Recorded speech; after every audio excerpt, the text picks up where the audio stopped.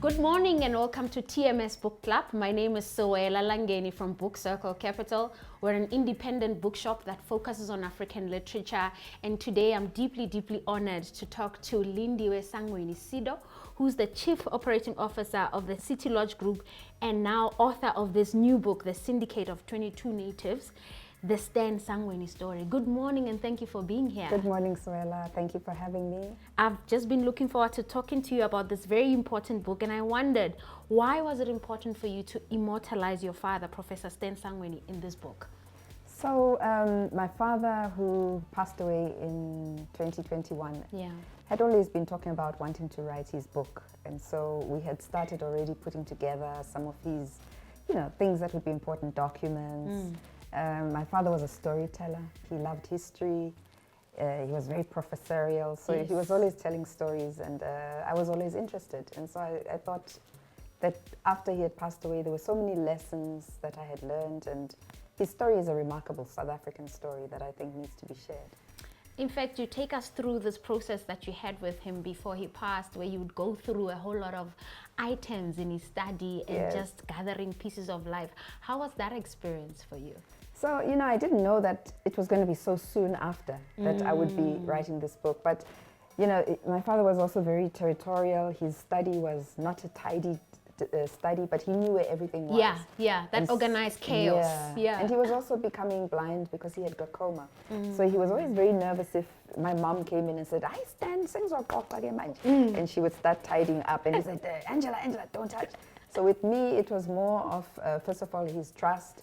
And I would say, "Daddy, we'll start from the right and we'll move to the left." And we cleared, and then as I would clear, I'd say, "Oh my word, this is a title deed of the Syndicate of 22 Natives, or this is the last will and testament of your mother," and we would discover, and there'd be stories around every single document. And the book is a beautiful account of your family, including the fact that your grandfather was part of this syndicate of 22 natives who managed to secure land at a time when it was unheard of for Black South Africans, at the time. Speak to us a little bit about this. Yes, so it was actually my father's grandfather, so my great-grandfather. And the reason I thought it was important to tell the story at the beginning was just to underscore the importance of how we gain our dignity, how we gain our tenure, how we gain ownership, and how land is everything to everyone.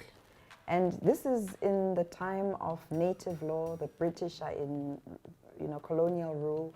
It's on the cusp of the Native Land Act. And so all that significance, that in spite of all this, there was a group of African men who were convened by a missionarized African Kumalo, who then gathers these men and says, "There's a white farmer selling land, it's Suspence Farm, and I think you should come together and let's create a syndicate." So my great-grandfather became part of this syndicate, and there were 22 of them.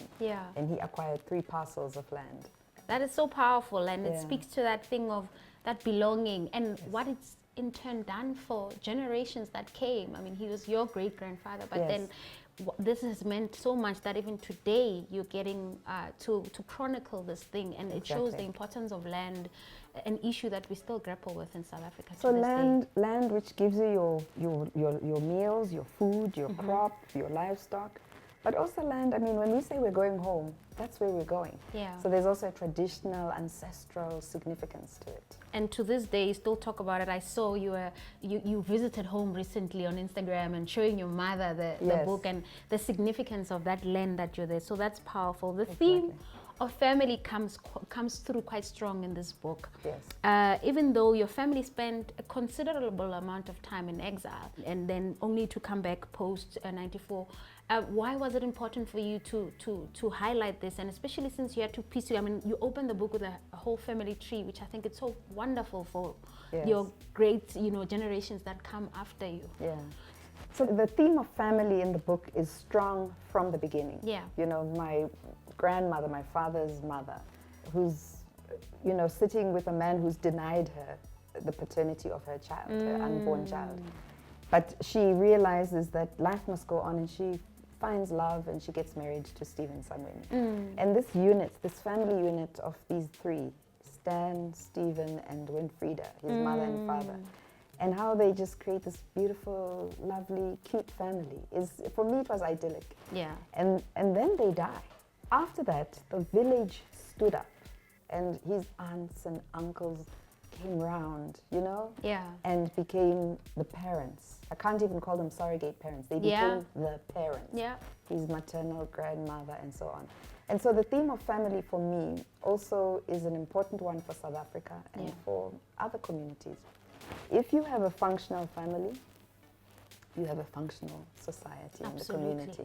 Absolutely. And if you have functional communities, you have a functional nation. Yeah. And when we have a functional nation, we can move forward. We can take ourselves forward. And so many other things get linked to it. Education, culture, values, you know, and that for me, I think overall development, was so important.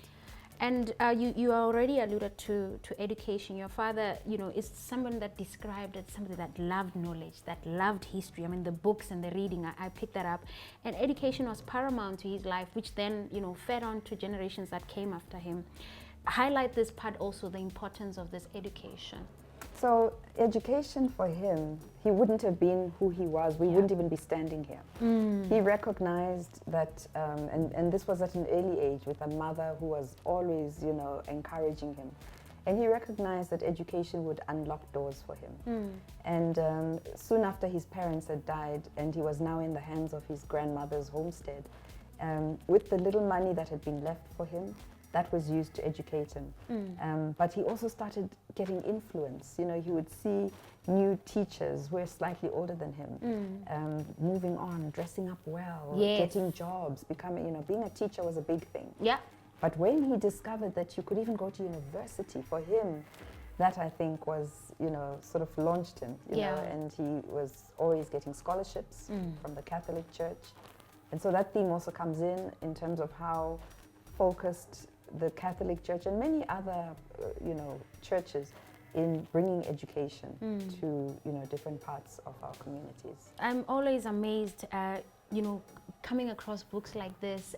You know, you would know that in schools we're still not taught our history as much as we could, and I applaud you for working on this book and making sure that younger generations get to find out, you know, of some of the giants that in whose footsteps we are now walking. Thank you. What would you like the readers to take away from this book? There's so many lessons, but if we were to narrow it, and I think we've already touched on some of the themes.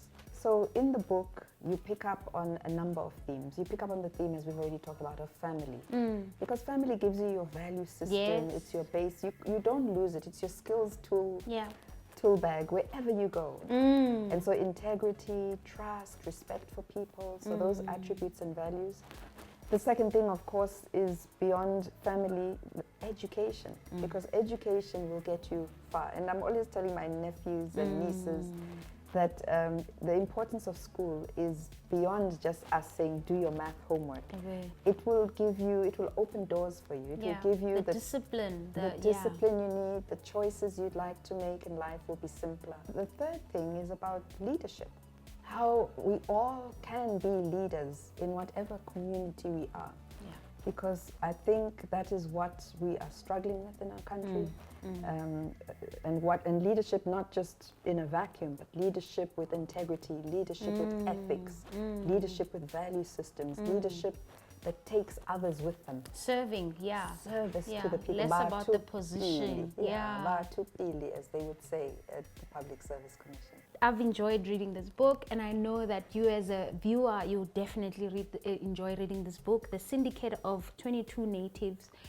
Copies are available here at Book Circle Capital and good bookstores nationwide. Would like to thank you for being here and contributing to our history, and would like to thank you for watching.